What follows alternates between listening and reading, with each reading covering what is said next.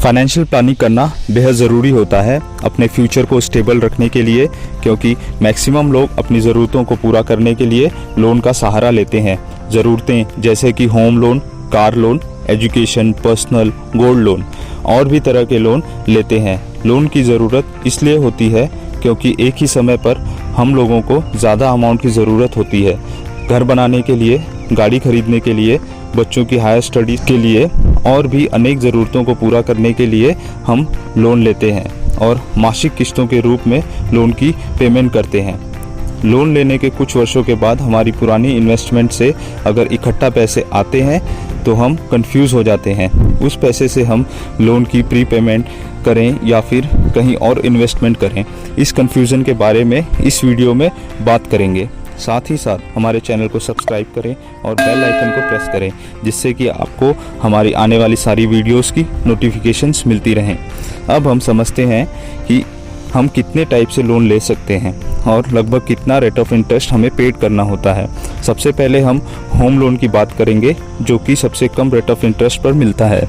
लगभग 8 से 8.5% के रेट ऑफ इंटरेस्ट से यह लोन मिलता है, लेकिन 80C के ज़रिए टैक्स बेनिफिट मिलता है, तो हम होम लोन को 7% ही मानकर चलते हैं।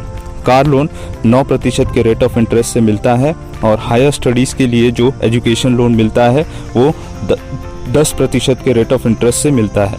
लगभग 14% से पर्सनल लोन मिलता है, जो कि महंगा होता है, और सबसे महंगा क्रेडिट लोन आपको मिलता है, जो कि 36% के रेट ऑफ इंटरेस्ट से हमें पेड करना होता है। लोन लेने के बाद से हर महीने आपके अकाउंट से लोन की EMI कटना शुरू हो जाती है और कुछ वर्षों के बाद अगर आपकी कुछ पुरानी इन्वेस्टमेंट से एक अच्छी रकम आपके पास आती है तो आपको उस पैसे से क्या करना चाहिए, आइए समझते हैं। अगर आपका फोकस उस पैसे को लेकर इन्वेस्टमेंट की तरफ है तो फिक्स डिपॉजिट में जो हर प्राइवेट और पब्लिक सेक्टर के बैंकों में सुविधा उपलब्ध होती है, जिससे कि हमको एवरेज 5% का रिटर्न मिलता है। और अगर हम इंश्योरेंस सेक्टर की बात करें तो इंश्योरेंस सेक्टर में पैसा इन्वेस्ट करने पर भी लगभग हमें 5 से 6% की दर से रिटर्न्स मिलता है। सरकारी योजनाएं जैसे कि provident fund, national pension scheme, Sukanya Samriddhi Yojana और भी कई तरह की योजनाएं उपलब्ध हैं, जिनसे हमें एवरेज 7% तक का रिटर्न्स मिलता है।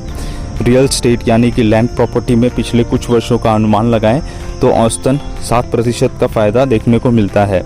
म्यूचुअल फंड्स, स्टॉक मार्केट में पैसा इन्वेस्ट करने से ज़्यादा रिटर्न्स तो मिलता है, लगभग 12% के आसपास, लेकिन रिस्क ज़्यादा होता है क्योंकि यह इन्वेस्टमेंट मार्केट के उतार चढ़ाव पर निर्भर होता है।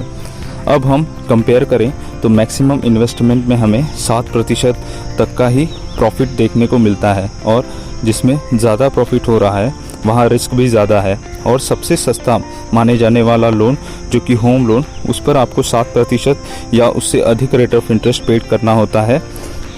तो ऐसे वक्त में अपने लोन का प्री पेमेंट करने से ही आपको फ़ायदा मिलता है।